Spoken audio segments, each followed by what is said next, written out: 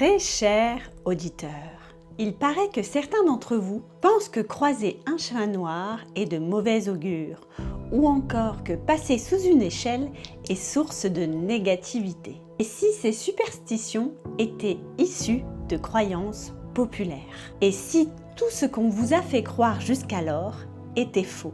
Aujourd'hui, dans cet épisode, je viens vous apporter ma vision des superstitions qui, selon moi, sont plutôt des bénédictions que des malédictions. Bonjour et bienvenue dans les Chroniques d'une médium. Je suis Betty Brochet, médium énergéticienne, ton accompagnatrice du monde invisible. Dans ce podcast, je t'emmène au cœur de mes aventures extraordinaires, là où les esprits se manifestent et les âmes se transforment. Que tu sois novice, curieux ou praticien aguerri du monde invisible, chaque épisode est une fenêtre ouverte sur des expériences spirituelles captivantes et des transformations profondes. Je te raconte les histoires fascinantes de ma vie en tant que médium et les récits inspirants des transformations vécues par mes clientes grâce à leurs rencontres avec l'invisible. Laisse-toi porter par ces histoires intimes et vibrantes. Ensemble, explorons les dimensions cachées de notre existence et découvre ce monde extraordinaire qui peut tant nous apporter. Abonne-toi dès maintenant pour ne rater aucun voyage. Ouvre grand tes oreilles, tes yeux et toutes tes sensations. Le voyage commence maintenant. Bonjour à toi, j'espère que tu vas bien. Alors aujourd'hui, j'avais envie de réaliser un podcast sur les superstitions parce qu'il y a quelques jours, une de mes amies m'a appelée en panique en me disant « Mais Betty, au secours, je viens de casser un miroir et depuis ce jour, j'ai plein de petits soucis qui s'accumulent dans ma vie. Est-ce que tu peux m'aider ?» Alors aujourd'hui, il me semblait important de faire ce sujet un épisode, puisque vous êtes très nombreux à avoir des superstitions, à croire en ce type de croyances. Et je me suis dit, comme j'en ai l'habitude, remettons de la vérité autour de ces croyances populaires, autour de ces fameuses superstitions. Alors, pour commencer, je pense qu'il est important de définir ce qu'est une superstition. Une superstition, c'est le fait de donner du pouvoir à un objet, à une croyance, à des gestes, à des signes, à des événements, sans preuve rationnelle ou scientifique. En fait, on pense que cet objet ou cet événement va avoir un pouvoir sur nous, et cette pensée est issue de croyances qui, en général, se transmettent de génération en génération. Donc, comme tu peux le comprendre, une superstition, c'est une croyance populaire. J'imagine que tu en connais plusieurs et je vais te donner quelques exemples comme ça que tu connais sans doute déjà, comme par exemple passer sous une échelle porterait malheur, croiser un chat noir serait de mauvais augure, casser un miroir donnerait 7 ans de malheur, ou alors mettre le pain à l'envers sur la table nous couperait de l'abondance financière en particulier. Toutes ces croyances résonnent dans certaines familles, peut-être que tu en connais d'autres, peut-être que toi aussi, toute ton enfance, on t'a martelé avec ça et c'est vrai que c'est très présent dans toutes les familles. Moi-même, j'avais un beau-père qui était vraiment fixé, il avait une fixette sur le fait de ne pas mettre le pain à l'envers sur la table. Si j'avais le malheur de mettre le pain sur le dos, j'avais toujours cette réflexion et on sentait vraiment l'angoisse monter quand il me disait « Mais Betty, retourne le pain, c'est pas bon, c'est de mauvais augure ». Et on sent que derrière ces croyances, il y a énormément de peur qui s'y cache, comme s'il y avait une malédiction qui planait sur un objet, sur un fait, sur un événement. Alors, tout ça, comme je te le dis depuis le début, ces superstitions sont nées d'une croyance qui est issue d'une histoire de famille, d'une histoire d'une population. Et il y a plein de croyances selon les religions, selon les endroits du monde. Et ça se transmet comme ça de famille en famille.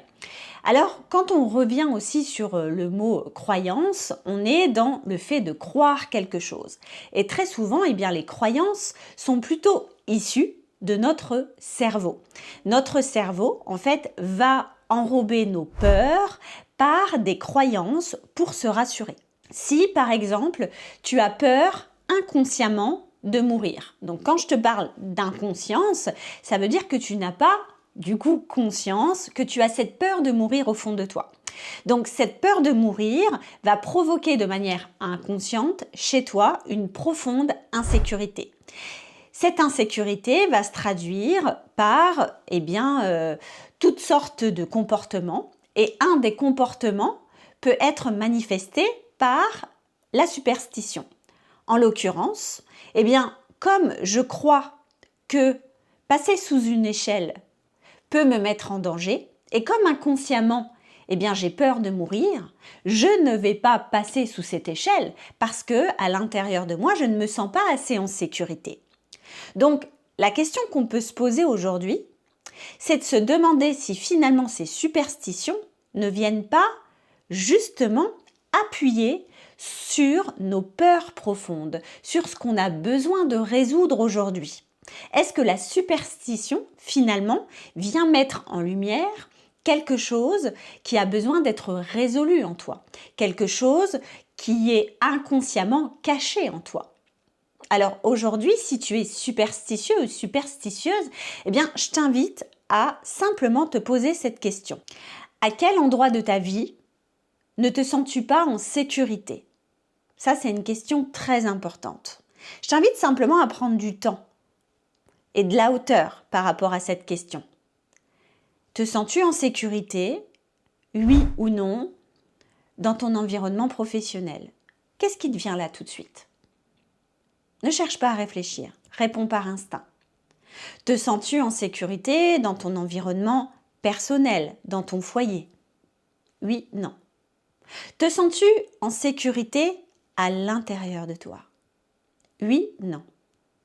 Tu peux revenir en arrière et puis refaire un petit peu ce jeu avec ces 3 questions-là.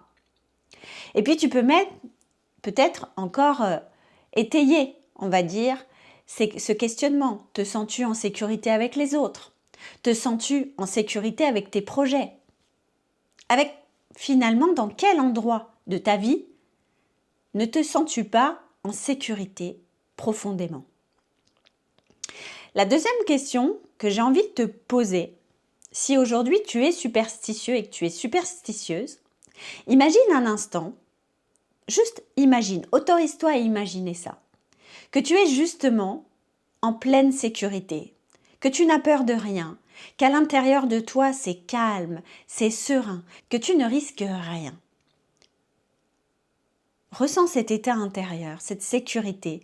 Peut-être même que tu peux la localiser dans ton corps, cette sécurité. Parce que nous avons tous un endroit dans notre corps qui manifeste la sécurité. Où est-ce que ça serait justement dans ton corps? Et puis, je te propose de te mettre à l'intérieur de cet endroit pour te sentir encore plus en sécurité, encore plus. Et une fois que tu y es, simplement répondre à cette question. En étant pleinement en sécurité et en paix intérieure, est-ce que tu pourrais passer sous une échelle? Est-ce que ça serait encore un problème pour toi? Est-ce que si tu cassais un miroir, quelle réaction ça te procurerait? Simplement répondre à ces questions. Je n'attends pas forcément une réponse, mais essaie simplement d'observer le changement dans tes réactions face à ces superstitions quand tu es en sécurité et quand tu es en insécurité. Et aujourd'hui, dans ma vérité et dans mes convictions, encore une fois, je ne cherche pas ni à te convaincre, ni à ce que tu suives mes idées, mais simplement que tu aies une réflexion autour de ça. Je pense que les superstitions sont là pour nous faire réfléchir sur nous-mêmes et sont là aussi pour que nous puissions nous observer dans nos comportements. Lorsque nous sommes superstitieux, il y a sans doute des peurs. Des peurs que nous aimons camoufler derrière ces superstitions-là. Parce que finalement, en utilisant la superstition, nous n'affrontons pas nos peurs. Ceci est un beau subterfuge finalement pour encore une fois, ne pas admettre la vérité de ce qui se passe profondément en nous. Et dans mes convictions et dans ce que je crois profondément. Les personnes qui sont vraiment très très superstitieuses, eh bien, ont finalement une dose d'insécurité très importante en elles. Alors encore une fois, c'est ma croyance. Je t'invite vraiment à réfléchir. Je ne t'invite pas encore une fois à croire en ma vérité, mais je pose ici une forme de réflexion.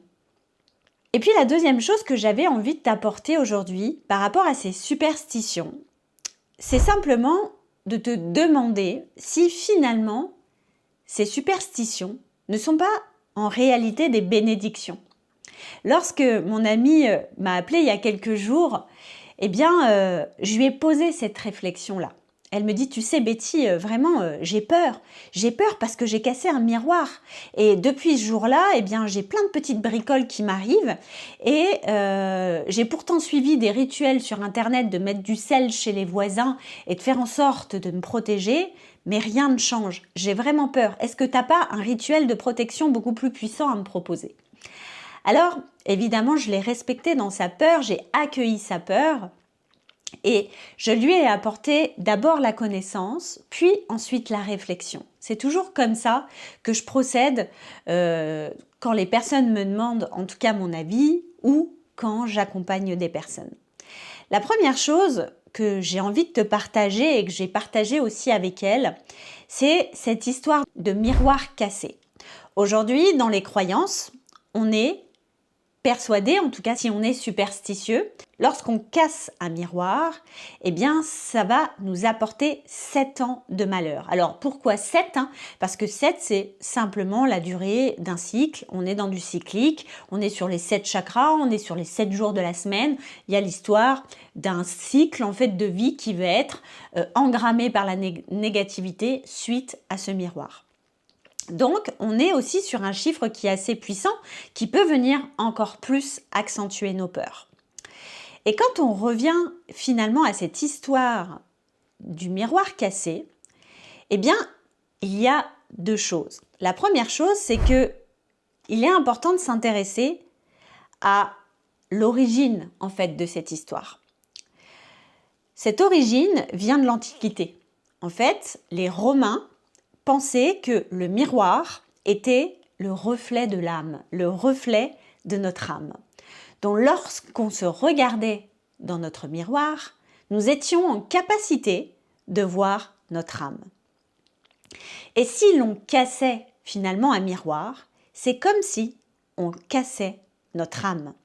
Donc vous voyez la puissance finalement de la croyance autour de cette superstition. Première croyance, les Romains pensaient que lorsqu'on se regarde dans un miroir, on voyait notre âme. Et que donc, par conséquent, le miroir était le reflet de notre âme. 2 croyances.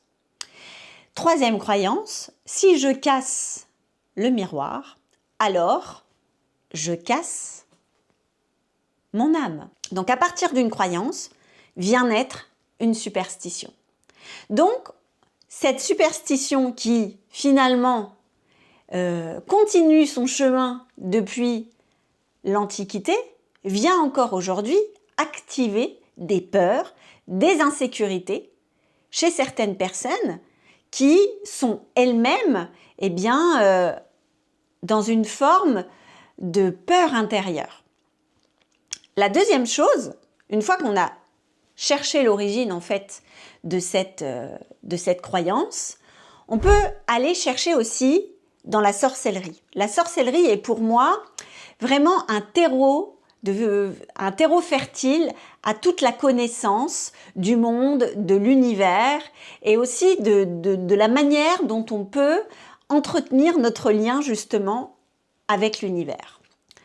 En sorcellerie, je t'en ai déjà parlé dans un précédent podcast où j'ai parlé vraiment que de la sorcellerie. Si tu veux aller le revoir, il suffit que tu prennes le fil de ma chaîne YouTube ou des plateformes d'écoute Deezer, Spotify ou encore Amazon et tu vas trouver justement un podcast où je te parle vraiment que de la sorcellerie. Et dans cet épisode, je te parle des différents types de magie, de la magie noire, de la magie rouge, de la magie verte, de la magie blanche. Il y en a d'autres, mais on va dire c'est les 4 principales. Et sais-tu que casser un miroir fait partie d'un rituel de magie noire? Alors là, peut-être que tu es en train de me dire « Oh là là, la magie noire, mais c'est très dangereux ». Encore une fois, ici, on est dans des croyances populaires. La magie noire, bien sûr, c'est une magie qui peut faire du mal si tu l'utilises à mauvais escient. J'ai envie de te dire, c'est l'une des magies qui peut faire le plus de mal, mais toutes les magies peuvent faire du mal si on les utilise dans leur polarité négative. En tant que sorcière, en tant qu'énergéticienne, si je décide de travailler avec les énergies de la sorcellerie, l'objectif, ce n'est pas de faire du mal, mais de faire du bien. Et qu'on œuvre dans l'éthique, dans l'amour et dans la bienveillance et surtout dans la sécurité, comme je le prône dans l'Académie de l'âme, eh bien on peut utiliser toute forme de magie sans faire du mal. Et aujourd'hui, dans les croyances populaires, magie noire, eh bien c'est faire du mal. Et je peux t'assurer que même avec la magie verte, qui est la magie où on œuvre avec les plantes et la nature, on peut aussi faire du mal. Si j'utilise une amanite phalloïde dans mes décoctions, je vais faire du mal et pourtant on est dans la magie de guérison avec les plantes. Donc tout dépend de comment tu vas utiliser ta magie et dans quelle énergie tu es. Et ça, tu peux même le diffuser sur chaque forme de pratique. Si tu es dans la voyance, si tu es dans la médiumnité, si tu es dans les soins énergétiques, si même tu es dans la médecine, si tu es dans l'astrologie. En fait, toute forme de pratique à partir du moment où tu es en lien avec la personne, si tu es dans une énergie pour faire du mal, eh bien, tu vas diffuser cette énergie pour blesser la personne. Donc, tout dépend de l'intention qu'a le praticien au départ. Alors, évidemment, moi, tu sais que je prône une pratique dans l'éthique et dans l'amour et dans la bienveillance et que les dérives, c'est un peu mon combat, soyons honnêtes, et qu'aujourd'hui, même la magie noire peut être utilisée à bon escient et c'est ce que j'enseigne dans Magna avec les femmes que je sens vraiment solides pour pratiquer ces types de magie. Donc la magie noire est utilisée en sorcellerie pour couper des liens, pour apporter une rupture sur quelque chose. Alors, peut-être là, tu te dis, mais Betty, quand je coupe, quand j'amène à une rupture, c'est quand même négatif.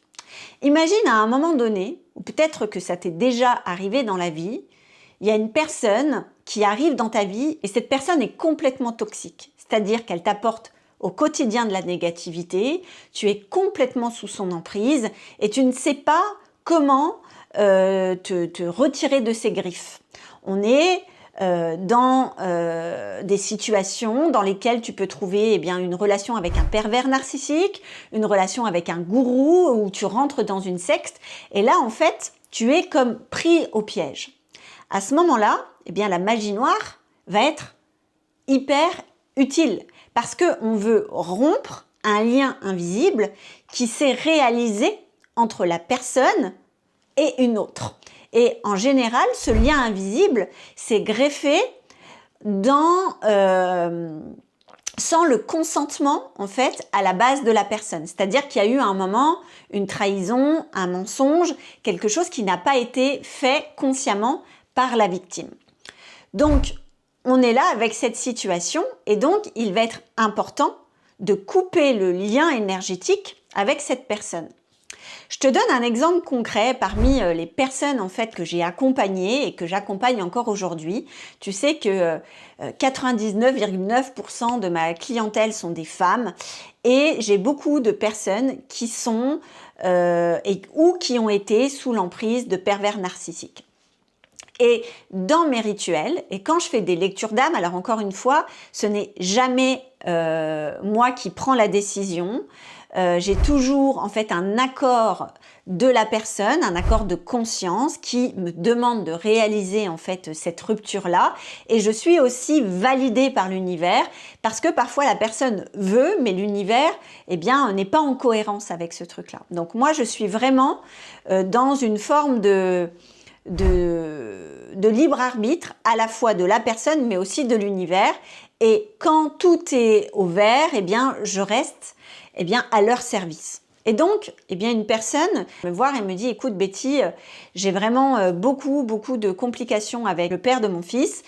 Aujourd'hui, je ne suis plus avec, mais il ne cesse de m'harceler, j'en ai marre, j'en peux plus, j'ai réussi à partir, mais il y a toujours en fait des moments où il m'agresse dans des messages ou par l'intermédiaire de mon fils. Est-ce que tu peux m'aider à couper ce lien toxique? Alors, la première recommandation que je lui ai faite, parce que c'est souvent ce qui se passe, alors je ne dis pas que ça se passe toujours, mais très souvent, en fait, la réaction énergétique du détenteur de pouvoir, c'est de venir réagir. C'est-à-dire, c'est comme un petit peu un chien agressif, si je peux vraiment imager ça.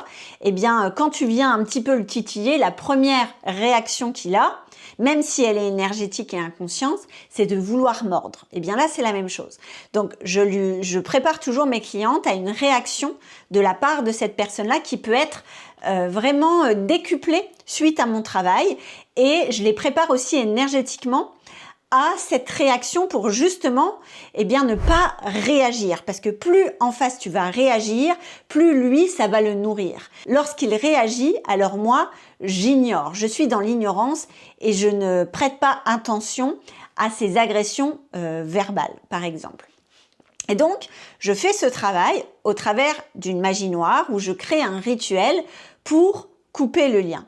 Et pour couper le lien, pour rompre parfois un lien énergétique toxique très puissant, en magie noire et en sorcellerie, on utilise un miroir. Et ce miroir, on vient le briser justement pour couper le lien. Ce rituel a été réalisé avec ma cliente dans un esprit vraiment de bienveillance et d'amour pour elle et aussi pour lui, pour que vraiment ce lien toxique ne réside plus autant pour son bien que pour elle.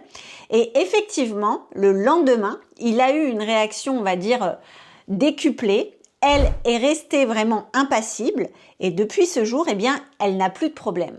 Alors, tu vas me dire, mais Betty, tu es une magicienne, qu'est-ce qui se passe? Comment tu peux réaliser tout ça? Alors, je rappelle que le lien que tu crées avec une personne est généralement un lien énergétique. Et les liens énergétiques, ils peuvent être vraiment de toutes sortes. Ils peuvent être très positifs, plein d'amour, plein de bienveillance, mais peuvent être aussi au contraire négatifs, toxiques pour les deux personnes.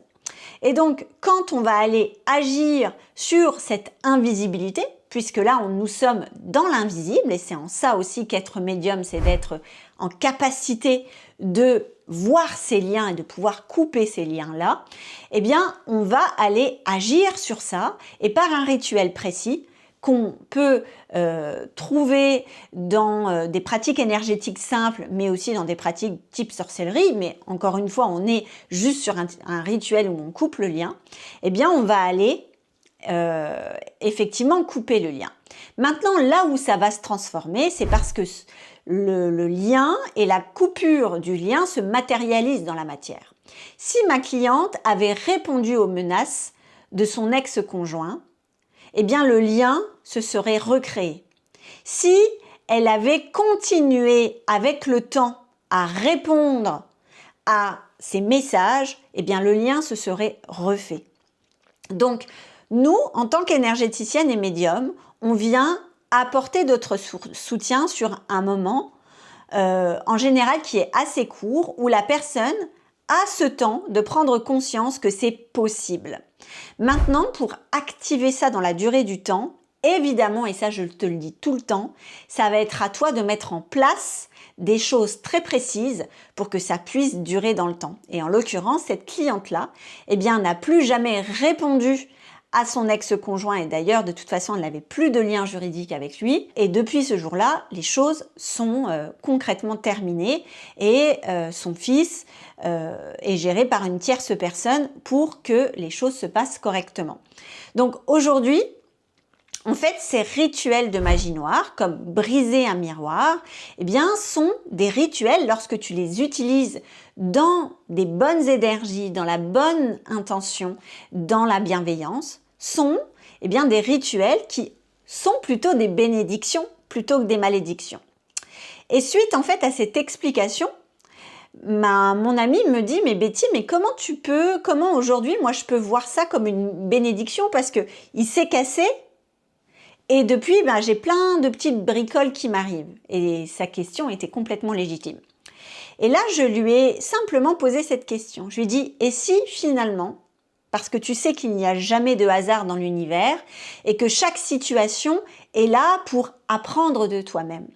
Et si finalement le fait d'avoir cassé un miroir était peut-être un message de l'univers pour te demander si aujourd'hui, il n'y avait pas besoin que quelque chose se stoppe, se rompt dans ta vie pour que tu puisses te sentir mieux, pour que tu puisses te sentir plus heureuse, pour que tu puisses te sentir à ta véritable place. » Alors là, je dois te dire qu'elle est restée sans voix parce qu'elle ne s'attendait pas du tout à cette réponse-là.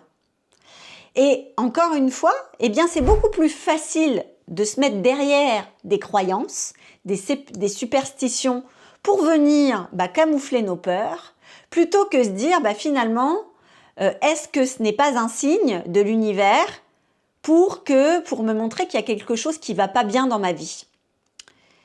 Et je lui ai simplement ouvert le champ de réflexion. Elle s'est posée un instant avec ça et elle me dit « Ok, mais pourquoi finalement depuis, j'ai toujours des bricoles qui m'arrivent suite à ça ?»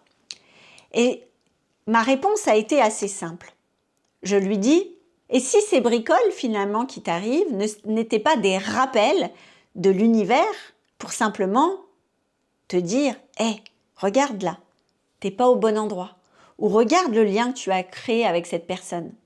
Est-ce qu'il est vraiment bon pour toi ? Et regarde là où tu es dans ce travail.